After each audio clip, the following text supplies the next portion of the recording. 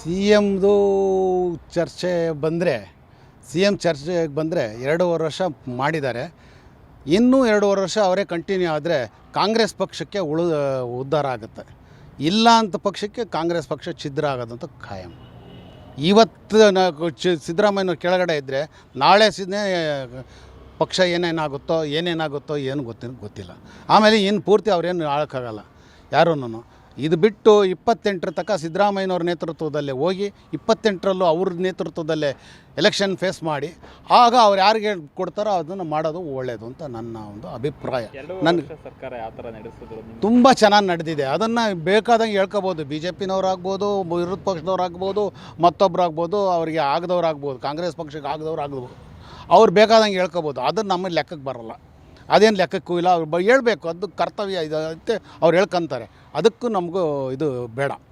ಈಗ 2.5 ವರ್ಷ ಇನ್ನೇನೈತೋ 2.5 ವರ್ಷ ಸಿದ್ದರಾಮಯ್ಯನವರು ಮಾಡಿಕೊಂಡು ನೆಕ್ಸ್ಟ್ ಎಲೆಕ್ಷನ್ ಫೇಸ್ ಮಾಡಿ 28ರಲ್ಲಿ ಅವ್ರ ನೇತೃತ್ವದಲ್ಲೇ ನಡಿಬೇಕು ಎಲೆಕ್ಷನ್ನು.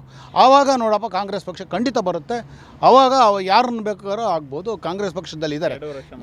2 ವರ್ಷ ಮಾತುಕತೆ ಅದು ನಮಗೆ ಗೊತ್ತಿಲ್ಲದ ವಿಷಯಕ್ಕೆ ನಾವು ಯಾಕೆ ಮಾತಾಡಬೇಕು ಅಲ್ವಾ? ಗೊತ್ತಿಲ್ಲ ವಿಷಯ ನಮಗೆ ಬೇಡ. ಒಕ್ಕಲಿಗ ಸಮುದಾಯದಿಂದ ಒಂದು ನಾಯಕ ಬರಲಿ. ಆಯಿತು, ನಮ್ಮ ಬರಲಿ ಸ್ವಾಮಿ. ನಾವೇನು ಒಕ್ಕಲಿಗರ ದ್ವೇಷಿಗಳಲ್ಲ.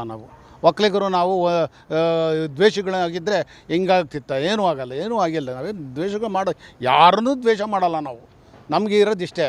ಈಗ ಸಿದ್ದರಾಮಯ್ಯನವರು ಅಹಿಂದ ನಾಯಕರು. ಅವ್ರ ಹಿಂದೆ ಸಾಕಷ್ಟು ಪರಿವಾರ ಇದೆ. ಅವ್ರ ಹಿಂದೆ ಸಾಕಷ್ಟು ಜನಾಂಗಗಳಿದೆ.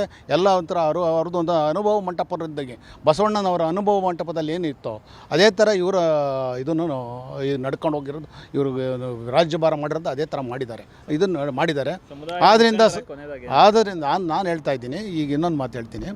ಈಗ ನಾವೇನು DK ಶಿವಕುಮಾರ್ ಆಗಲಿ 28ಕ್ಕೆ ಇದು ಪರಮೇಶ್ವರು ಅವರೇ ರೇಸಲ್ಲಿ, ಸತೀಶ್ ಜಾರಕಿಹೊಳಿ ಅವರೇ, ಎಲ್ಲರೂ ಅವರೇ.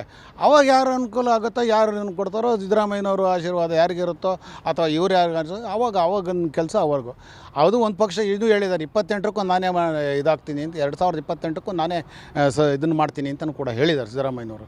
ಅದರಿಂದ ಆಗ್ಬೋದು, ಇರಲಿ, ತೊಂದರೆ ಇಲ್ಲ. ಯಾಕೆಂದರೆ ಒಬ್ಬ ಆಡಳಿತಗಾರ, ಇವ್ರಿಗೆ ಯಾವ ಒಂದು ಕಪ್ಪು ಚುಕ್ಕೆ ಇಲ್ದಕ್ಕಂಥ ಆಡಳಿತ ನಡೆಸಕ್ಕಂಥ ಏಕೈಕ ಆಡಳಿತಗಾರ ಅಂದರೆ ಈ ಸಿದ್ದರಾಮಯ್ಯನವ್ರಿಗೆ ಎಲ್ಲ ಬೆಂಬಲ ಇದೆ.